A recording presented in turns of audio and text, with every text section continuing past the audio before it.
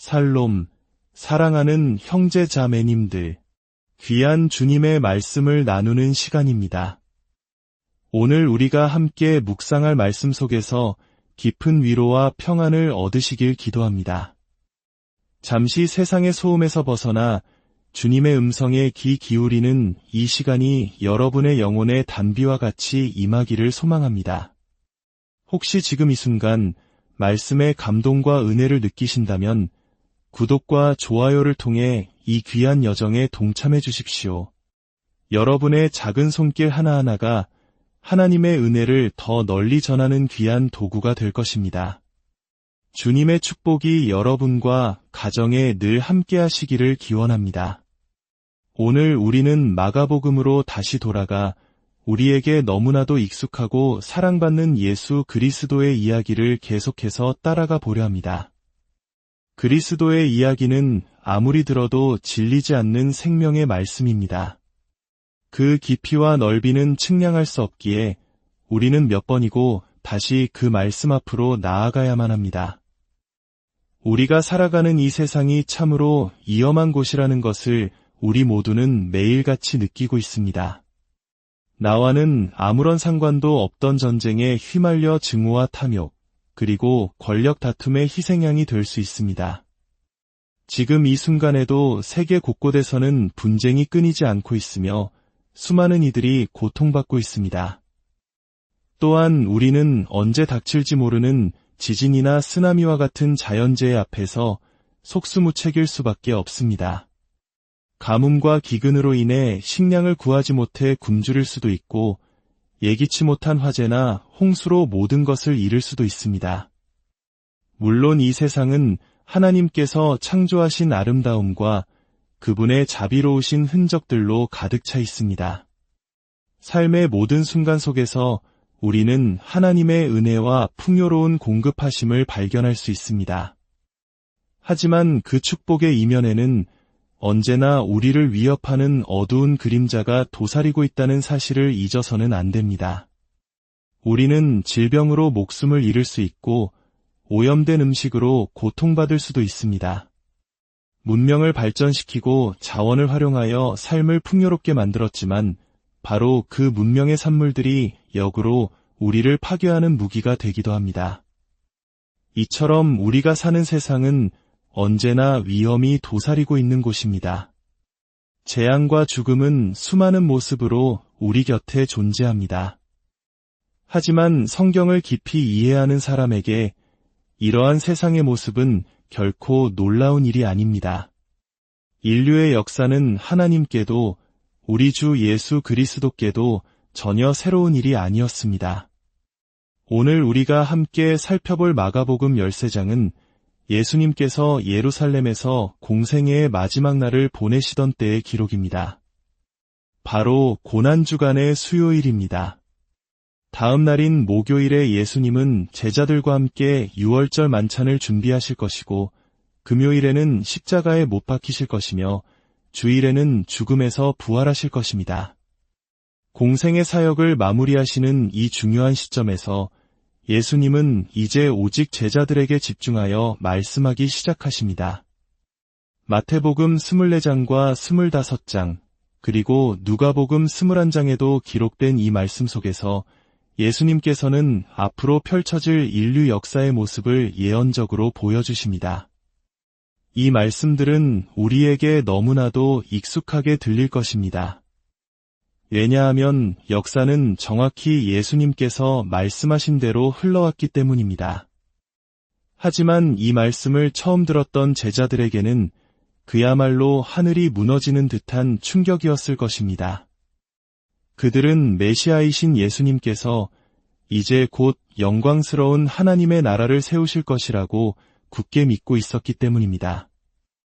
그들은 자신들이 바로 그 위대한 왕국의 시작을 목격하게 될 것이라는 기대에 부풀어 있었습니다. 제자들은 이사야 9장의 예언처럼 메시아의 어깨에 정사가 메어지고 그가 이스라엘뿐만 아니라 온 세상을 다스리게 될 것을 잘 알고 있었습니다.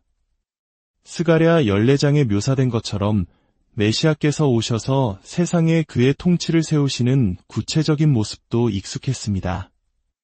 그들은 구약의 모든 예언이 가리키는 그 영광스러운 왕국을 고대하고 있었습니다. 메시아가 오셔서 하나님의 모든 원수, 이스라엘의 모든 적을 멸하시고 예루살렘의 영광을 회복하며 흩어진 유대인들을 다시 모아 그곳에서부터 온 세상을 통치하실 것이라고 믿었습니다. 그렇게 되면 이스라엘은 세상에서 가장 존귀한 나라가 되고 위와 평화, 진리와 지식이 온 땅에 가득하며 이전과는 완전히 다른 새로운 시대가 열릴 것이었습니다. 세례 요한의 증거와 수많은 기적, 그리고 진리의 가르침을 통해 예수님께서 바로 그 메시아이심은 명백해 보였습니다. 예수님께서 그 주 월요일에 예루살렘에 입성하셨을 때 백성들은 그분을 메시아로 환영했습니다. 모든 것이 계획대로 착착 진행되는 것처럼 보였습니다. 하지만 그때 누군가 일시정지 버튼을 누른 것만 같았습니다. 그리고 우리는 아직도 그 일시정지된 시간 속에 살고 있습니다.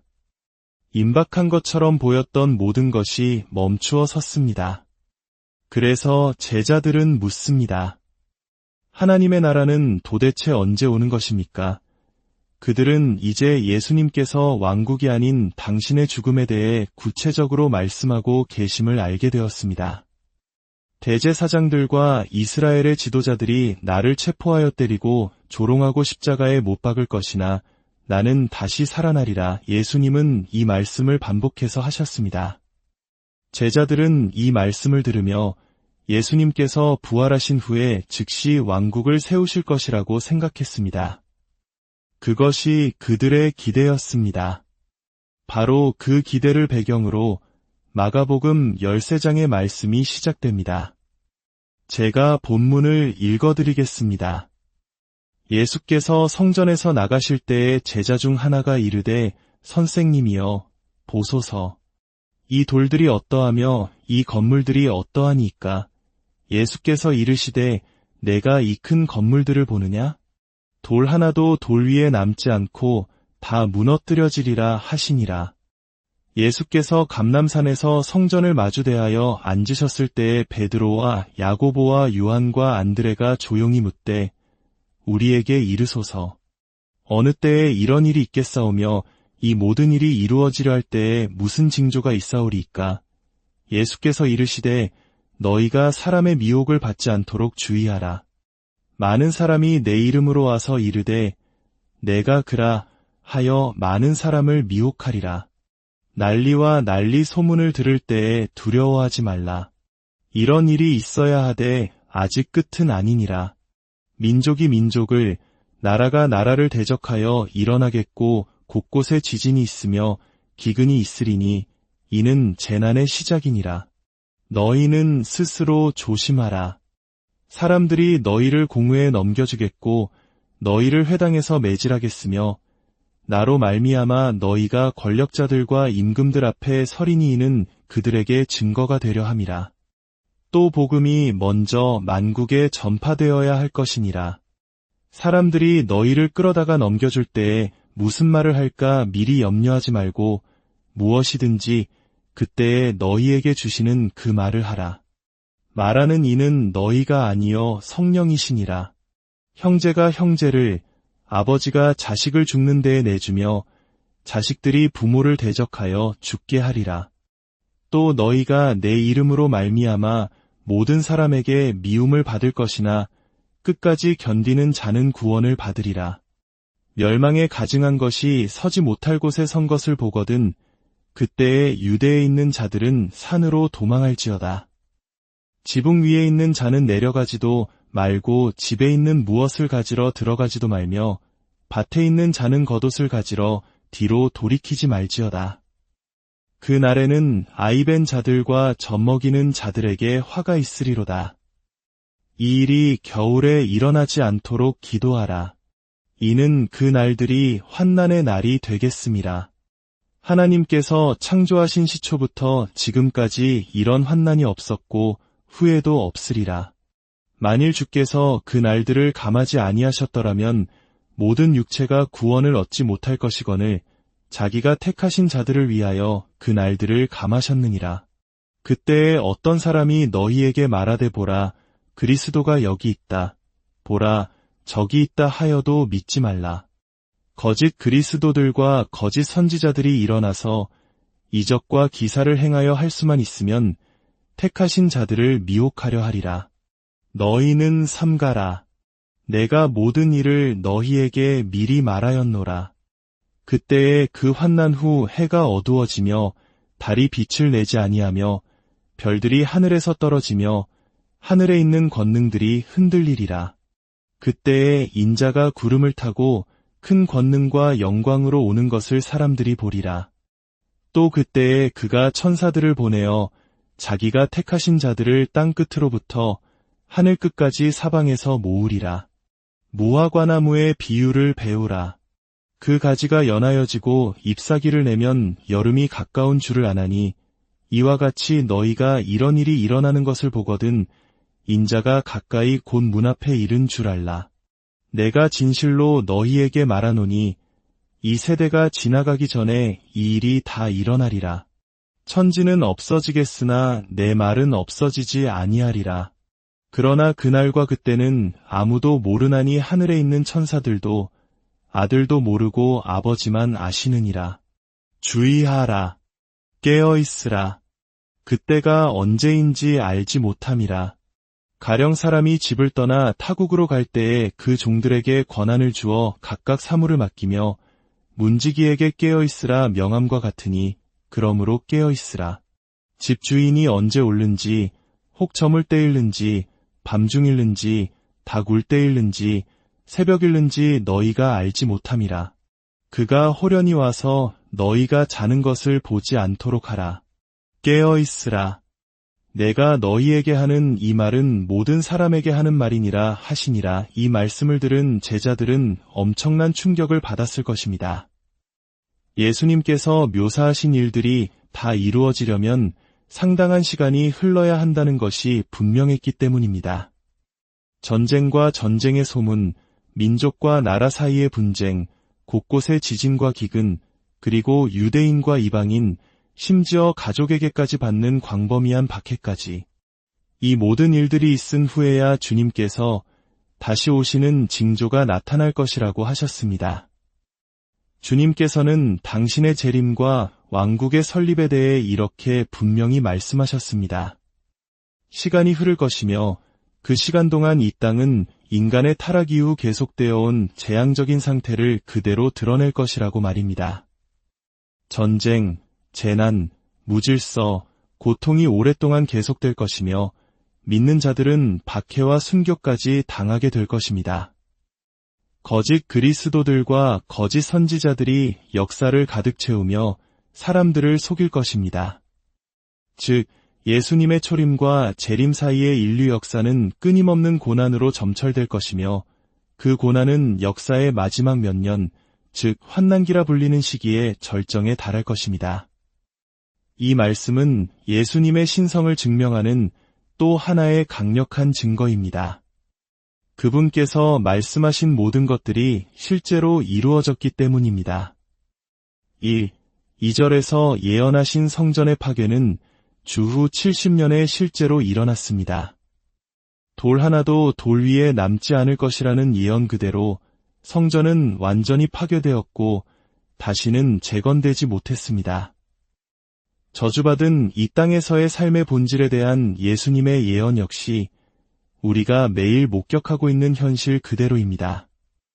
우리는 여기서 중요한 결론을 내릴 수 있습니다. 성경은 언제나 현실과 완벽하게 일치한다는 것입니다. 성경이 어떤 일이 일어날 것이라고 말하면 그것은 정확히 그대로 이루어집니다. 예수님은 먼저 그 웅장했던 성전의 파괴를 예언하셨습니다.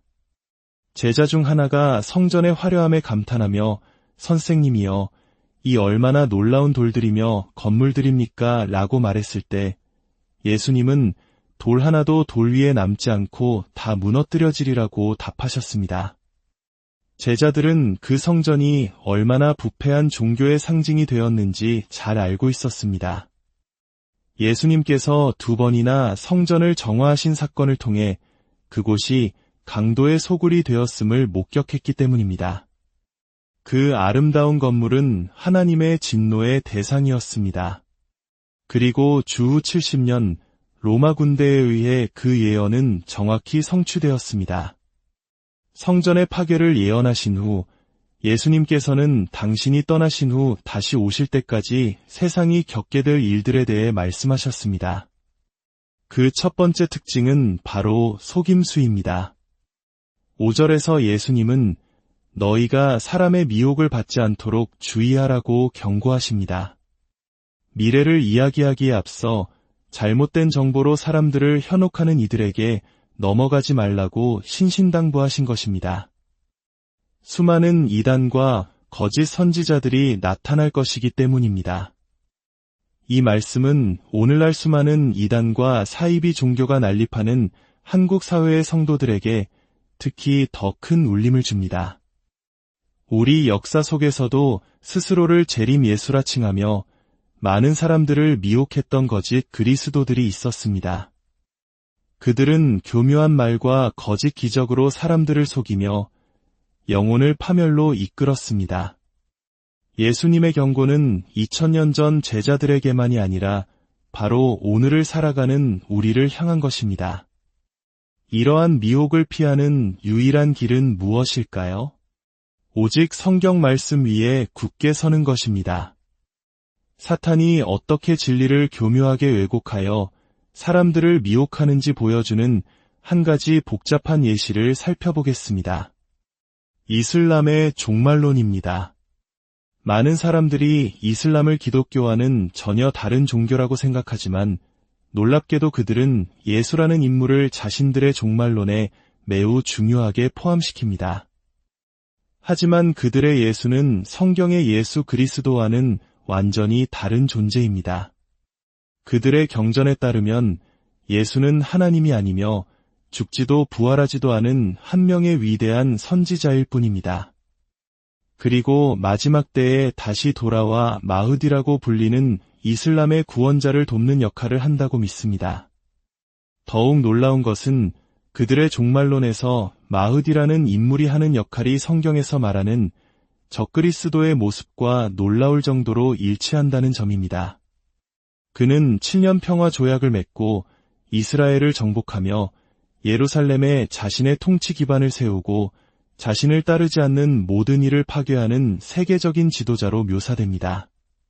반면에 이슬람 종말론에서 적그리스도라고 불리는 인물은 자신이 바로 하나님의 아들 예수라고 주장하는 존재로 나타납니다. 결국 이슬람의 예수가 나타나 이 적그리스도를 죽이고 이슬람의 세계 지배를 완성한다고 합니다. 이것은 사탄이 만든 완벽한 위조품이며 모든 것을 정반대로 뒤집어 놓은 것입니다. 그들은 우리의 구원자이신 예수 그리스도를 자신들의 적으로 성경의 적그리스도를 자신들의 구원자로 믿고 있는 것입니다. 예수님께서 많은 사람이 내 이름으로 와서 이르되 내가 그라하여 많은 사람을 미혹하리라고 하신 말씀이 얼마나 무서운 현실인지를 보여주는 예입니다. 우리는 다른 예수를 믿어서는 안 됩니다. 오직 성경이 증거하는 우리를 위해 죽으시고 부활하신 하나님의 아들 예수 그리스도만이 우리의 유일한 구원자이십니다. 두 번째로 예수님께서는 재앙에 대해 말씀하셨습니다. 7절과 8절입니다. 난리와 난리 소문을 들을 때에 두려워하지 말라. 이런 일이 있어야 하되 아직 끝은 아니니라. 민족이 민족을, 나라가 나라를 대적하여 일어나겠고 곳곳에 지진이 있으며 기근이 있으리니 이것은 인류의 역사 그 자체입니다. 인류는 단 한순간도 평화를 누리지 못했습니다. 기술이 발전할수록 살상 무기의 위력은 더욱 커져만 갔습니다. 제2차 세계대전에서 7천만 명이 넘는 사람들이 목숨을 잃었습니다. 인류는 더 나아지고 있는 것이 아니라 오히려 스스로를 파괴하는 길로 나아가고 있습니다.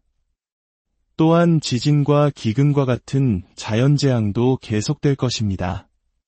누가복음 21장에서는 큰 지진과 전염병, 무서운 일과 하늘로부터의 큰 징조들이 있을 것이라고 덧붙입니다. 흑사병으로 유럽 인구의 60%가 사망했고 20세기 초 스페인 독감으로 수천만 명이 희생되었습니다. 최근 우리가 겪은 팬데믹 역시 이러한 예언의 일부일 수 있습니다. 예수님은 이 모든 것이 재난의 시작이라고 말씀하셨습니다. 이것은 마치 아기를 낳는 여인의 산통과 같습니다. 처음에는 미미하고 간헐적으로 오던 고통이 출산이 임박할수록 점점 더 강하고 잦아지는 것처럼 마지막 때가 가까울수록 이 세상의 고통은 더욱 극심해질 것입니다. 세 번째는 신자들에게 닥칠 고난과 박해입니다. 너희는 스스로 조심하라. 사람들이 너희를 공회에 넘겨주겠고 너희를 회당에서 매질하겠으며 나로 말미암아 너희가 권력자들과 임금들 앞에 서리니 이것은 제자들에게는 정말 듣고 싶지 않은 말이었을 것입니다.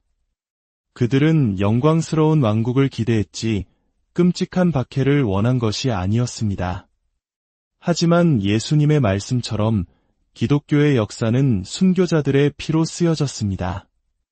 로마 제국의 핍박 속에서도 수많은 성도들이 믿음을 지키기 위해 목숨을 바쳤습니다. 이러한 박해는 우리 한국 기독교 역사에서도 낯설지 않습니다. 조선 말기 수많은 믿음의 선조들이 복음을 받아들였다는 이유만으로 순교의 피를 흘렸습니다. 일제강점기에는 신사참배를 거부하며 믿음의 정절을 지키다 옥고를 치르고 순교하신 분들이 헤아릴 수 없이 많습니다. 그들의 희생과 인내가 있었기에 오늘날 우리가 자유롭게 신앙생활을 할 수 있는 것입니다. 예수님은 박해가 유대인과 이방인뿐만 아니라 가장 가까운 가족에게서도 올 것이라고 말씀하셨습니다.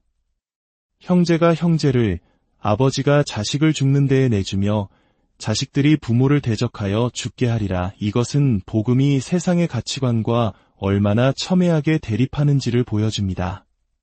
하지만 이 모든 경고 속에는 놀라운 약속과 위로가 함께 담겨 있습니다. 박해에도 불구하고 복음은 먼저 만국에 전파될 것입니다. 핍박이 거셀수록 복음의 생명력은 더욱 강하게 퍼져나갔습니다. 순교자의 피는 교회의 씨앗이 되었습니다.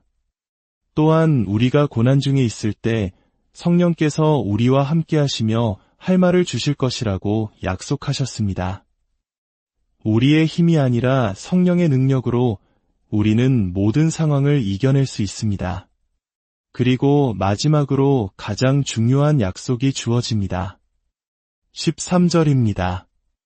또 너희가 내 이름으로 말미암아 모든 사람에게 미움을 받을 것이나 끝까지 견디는 자는 구원을 받으리라. 여기서 견딘다는 것은 단순히 이를 악물고 버티는 것을 의미하지 않습니다.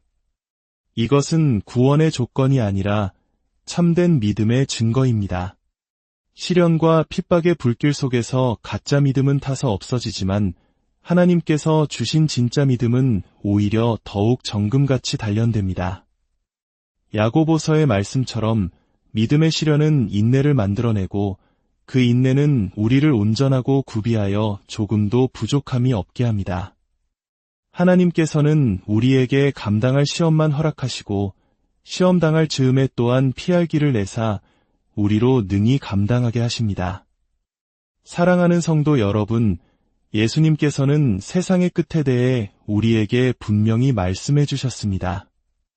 파괴와 속임수, 재앙과 고난이 가득한 어두운 그림을 보여주셨습니다. 그러나 그 그림의 끝에는 언제나 영광스러운 재림의 약속과 구원의 소망이 빛나고 있습니다. 우리가 사는 세상이 아무리 위험하고 혼란스러울지라도 우리는 두려워할 필요가 없습니다. 왜냐하면 이 모든 역사의 주관자는 바로 우리 하나님이시기 때문입니다. 그분은 모든 것을 알고 계시며 모든 것을 당신의 뜻대로 이끌어 가십니다. 우리의 믿음이 흔들릴 때마다 십자가에서 모든 것을 이루신 예수 그리스도를 바라보십시오. 고난 속에서도 끝까지 인내하며 믿음을 지켰던 수많은 믿음의 선조들을 기억하십시오. 그리고 우리 안에 내주하시며 힘과 위로를 주시는 성령님을 의지하십시오. 끝까지 견디는 자에게 약속된 영원한 구원의 소망을 붙잡고 오늘 하루도 믿음으로 승리하는 저와 여러분이 되기를 주님의 이름으로 간절히 축원합니다. 이제 다 함께 기도하겠습니다.